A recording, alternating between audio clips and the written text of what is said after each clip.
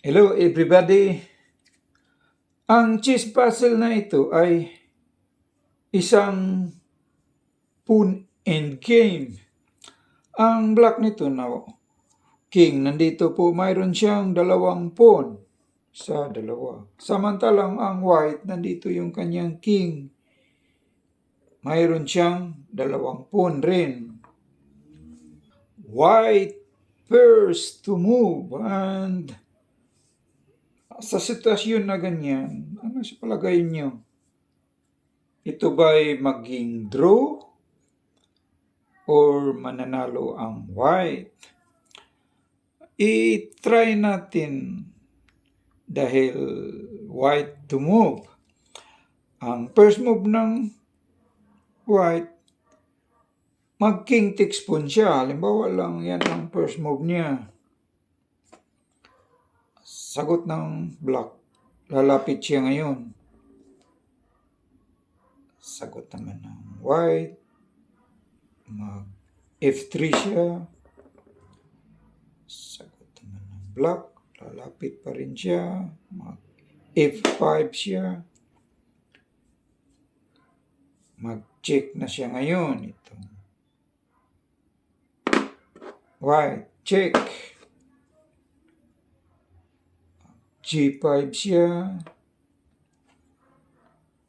Mag-G3 naman itong white. Ganyan. Pupunta naman doon yung kanyang king. F6. Mag-F4 naman itong white. Pupunta lang siya dito. Mag-G7.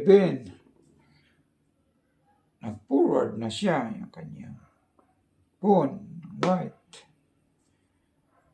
Pawn takes pawn. King takes pawn. Pag ganyan, naging draw na po niyan. Naman mamati pala pagkakainin itong pawn. Halimbawa po, mag-move itong kanyang white. Mag F5 siya. Sagot naman ng black. Susundan niya, doon siya. Sagot ng white. Punta siya doon.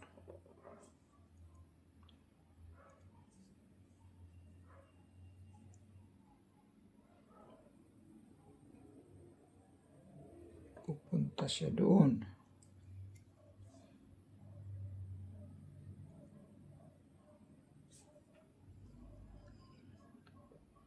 Pupunta doon ng white. Black move.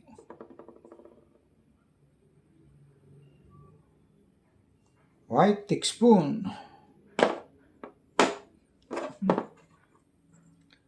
Black, lalapit siya.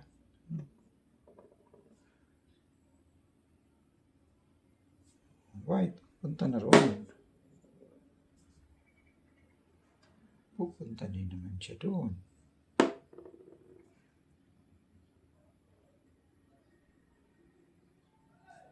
Pupunta naman ang white. Forward.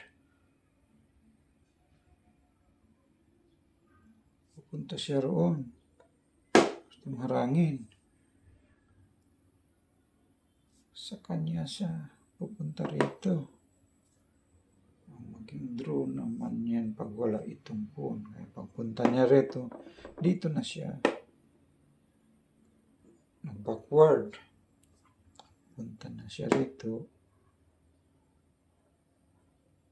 Dito yung king.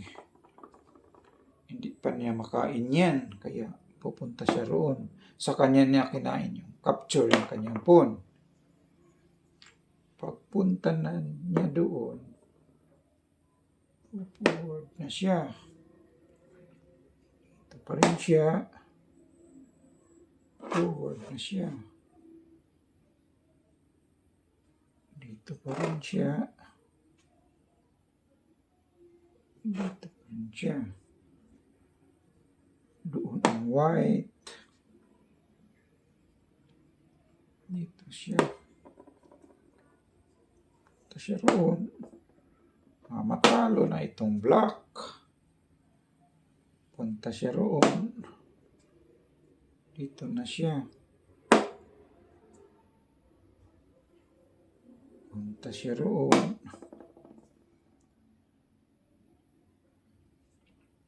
Dito siya.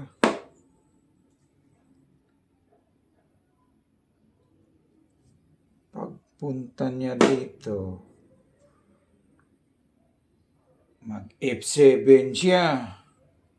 Ganyan. O ito na lang ang tulak niya. Di panalo na niyan ang white. Mag-move na siya. Sacrifice yung pawn. Mag-check na siya ngayon. Check. Punta siya roon. Maging queen na siya. Check. Punta siya roon. Mag-check. Maging queen na siya. Panalo na itong white. So, ibalik natin sa dati. King F5. Hindi muna niya kakainin kasi pag kakainin, maging draw siya. Maging draw niyan. That is the right move. Halimbawa, dito naman pupunta yung black king. Panalo pa rin siya dahil makain na itong pawn. Kain ng ganyan. Kapag lalapit siya, mauna pa rin siya. Saka siya pupunta doon. Ganyan. Kainin niya, takes pawn, forward siya. Forward siya. Maging queen na siya, panalo pa rin. Nahuli siya. Pag ganyan, pupunta siya rito. O hindi na siya ganyan, panalo na po niyan. Ganyan. Kapag dito siya pupunta,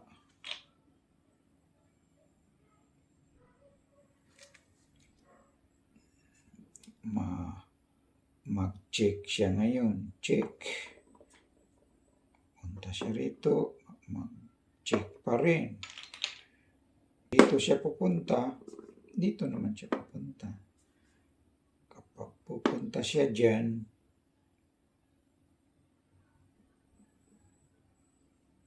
mag-check siya. Malapitan na siya ng kanyang king. Ganyan. Kung dito siya pupunta, malapitan na ng kanyang king. Kaya, panalo na itong white. That is the right move. King F5. Kapag kakainin muna niya, matablan yan. Kaya that is the right move. Maraming salamat po sa lahat ng nag-view po. Please like and subscribe na lang po sa mga hindi pa nakapag-subscribe po. Thank you po.